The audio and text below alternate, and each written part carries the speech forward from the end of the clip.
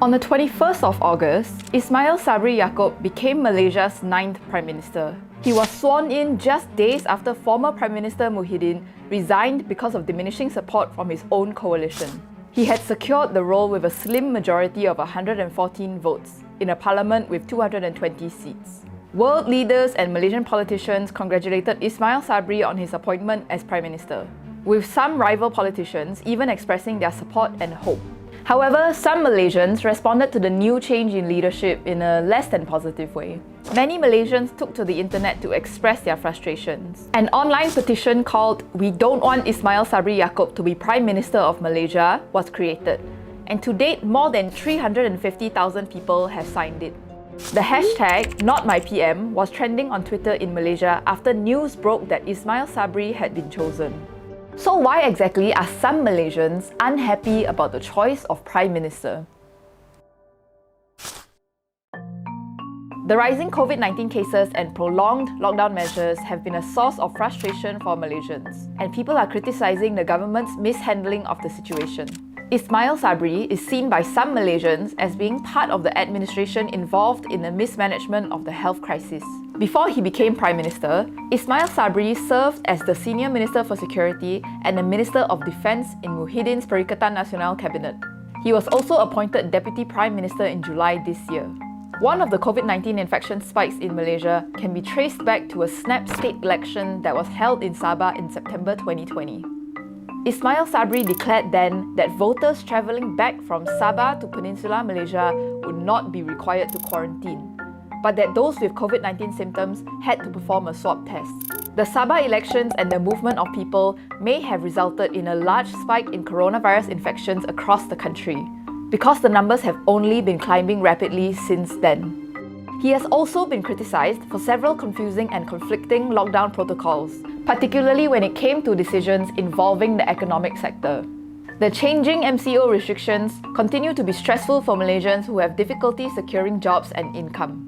Though Ismail Sabri was only one of many decision makers involved in these regulations, Malaysians are clearly fatigued by the ongoing COVID-19 crisis. His involvement in the mismanagement of the crisis has definitely affected the confidence that some Malaysians have in his abilities. Ismail Sabri's rise as Prime Minister signals UMNO's return to power after the Barisan Nasional coalition was ousted in a historic election in 2018.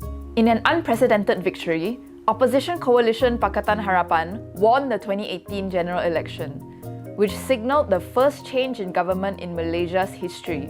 60 years since the country's independence in 1957, Barisan Nasional was voted out.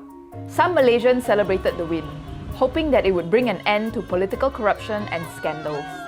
But barely 3 short years later, after a period of political infighting and defections, UMNO is now back in power, despite not being elected in a general election. The frustration some Malaysians are feeling now might be symptomatic of a more widespread discontent towards the Malaysian political system as a whole. Ismail Sabri is now the second Prime Minister in 2 years to not have assumed office as a result of a general election.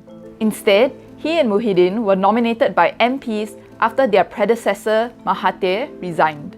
Considering the historic nature of the 2018 general election that was seen by some as a watershed moment for change, it's easy to see how some people might be feeling disheartened at the current political situation. And with the next general election in Malaysia scheduled for July 2023, it will be a long time before Malaysians can choose their next government again. Ismail Sabri has had a long-standing political career, notably unmarked by corruption. However, in that 30-year period, he has been involved in several controversial incidents. In 2015, Ismail Sabri, who was then the Agriculture Minister, faced backlash when he urged Malays to boycott Chinese businesses in a Facebook post. He later deleted it and clarified that he was speaking about Chinese businesses that refused to cut prices of goods, despite a drop in oil prices at the time. In that same year, he also drew criticism when he proposed the idea of a Malay-only digital mall that would house Malay traders, modelled after the well-known Loyat Plaza in Kuala Lumpur.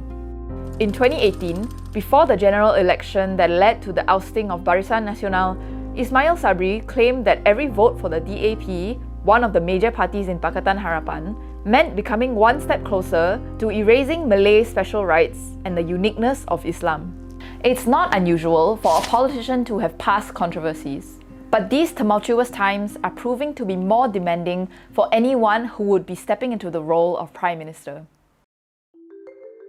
As Malaysia grapples with its ongoing COVID-19 crisis, many Malaysians remain frustrated with the unstable political climate that may take focus away from fighting the pandemic. In fact, on August 20th, the day before Ismail Sabri was sworn in, Malaysia recorded a new daily record of 23,564 COVID-19 infections. Ismail Sabri now faces the challenge of getting Malaysia's surging COVID-19 cases under control and to revive the country's declining economy. A daunting task for any leader to take on, but one that Ismail Sabri seems ready to accept. In his first speech as Prime Minister, he urged all MPs, both in government and in the opposition, to work together to help the nation. His son also appealed to the public to give his father a chance to prove his capability of leading Malaysia. Only time will tell if he will be able to meet these expectations and gain the full confidence of Malaysians.